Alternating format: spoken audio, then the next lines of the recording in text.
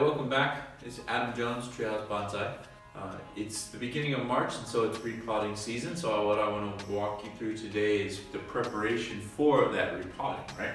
So behind me here, I have some various mosses that have been left out to dry. So basically, this has already been like crumbled by hand, and so the first time I took it off the ground, and it was in clumps, right? And then from then, crumbled it by hand to reduce its, clumpiness so that it could dry out faster, right? Okay, so what we're gonna do is we're going to grate this through a 1/4-inch screen.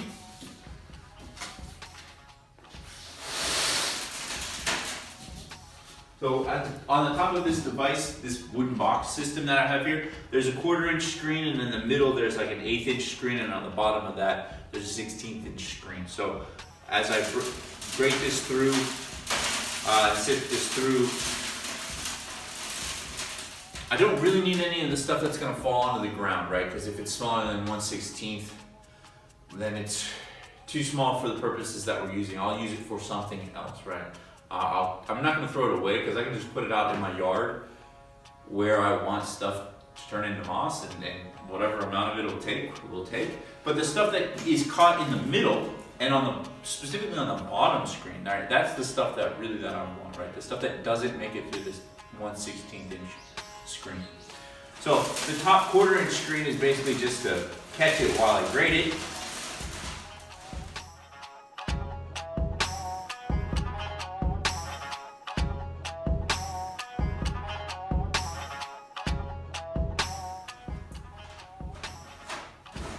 So normally I use this box system on the inside of the bed on my K-truck. So like the width of the wheels fits inside 2 of the grooves inside of the K-truck bed. So it's very, very easy to use at the height of the K-truck, but it's raining outside right now, so I'm not using it in the back of the bed.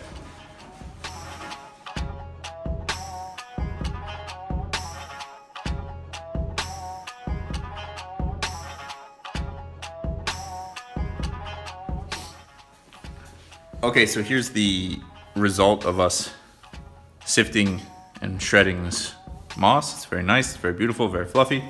So now we'll do the same thing with sphagnum moss, mizukoke. We will grate that.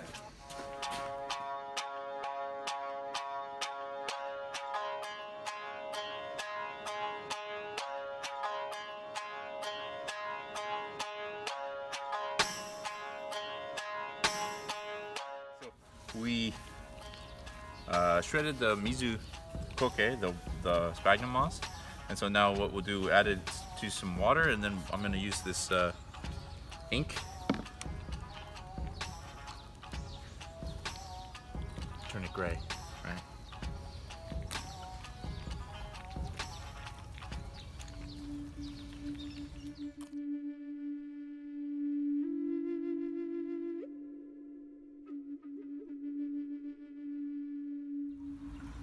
Okay, now that this is thoroughly saturated and soaked and wet with water and ink, let's squeeze it out to see what the actual color would be.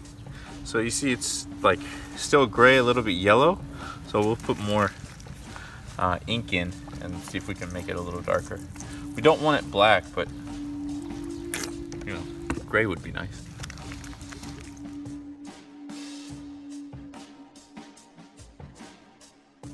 Okay, let's take a look now. So, okay, it's starting to get a little darker. Maybe we'll put a little bit more ink in.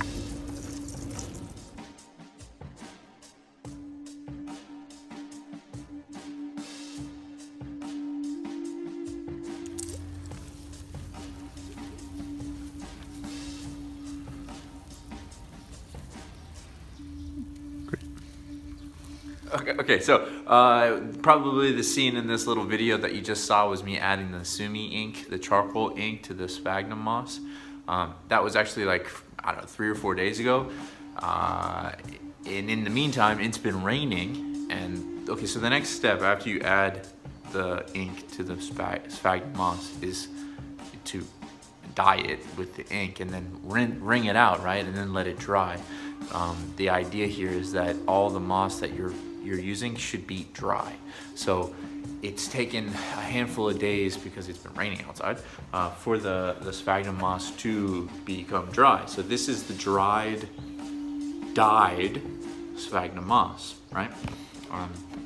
So the next step, we have this sphagnum moss, we have the real green moss, and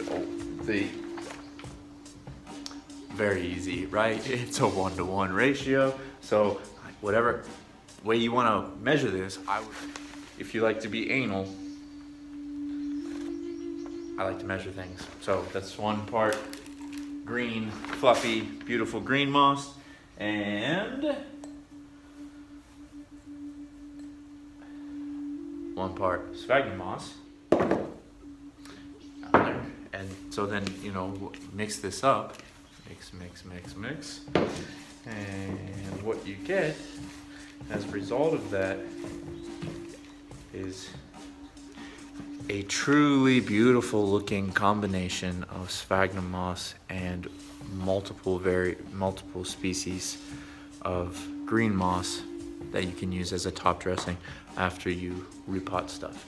So here's a tree that I will repot, and as you can see, that has some amount of moss, actually pretty nice moss. But as we repot, we can scrape all that moss off. That's like the first step, right? Take the moss off of the tree you want to repot, save that moss, and you take that, you let it dry, and that is what was at the beginning of this little video, the dried green moss to start with. Great, that's how you make top dressing and why you use it. I guess one last little point, maybe I'll add, is the color that we're looking at here, it's not black. This container is black. My sweatshirt is black. It might be faded, but it's black. You can see behind me, that's the real color of sphagnum moss, right? It's a bright yellow cream color. We don't want the bright yellow cream color. It's ursai, as we'd say, right? It's loud and annoying and not pretty. But if we dye it a gray color, then it's a lot softer on the eye, right? Especially as the green moss inside starts to expand and grow and cover up the whole structure.